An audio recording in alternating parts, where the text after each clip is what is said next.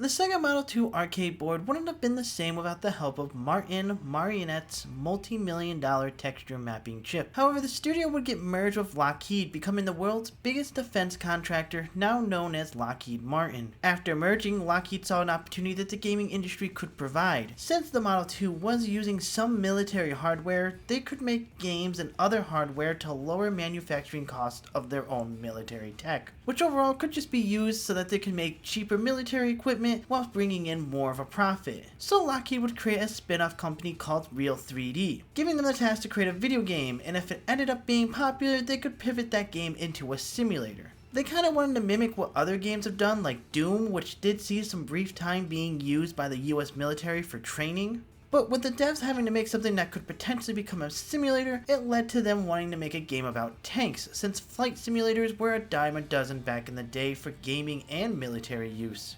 But making an arcade game is a different beast than making a military simulator, so Lockheed asked Sega for help, who sent designer Hiroshi Kataoka to help. But with this being the first time he co-directed a game, and the rest of the dev team being a defense contractors turned into game designers, Desert Take failed in the arcades. While being a graphical showcase, the game was hated for being too hard and playing too much like a simulator for its time. This led to the Real 3D company to slowly back away from game development and focus on hardware development instead.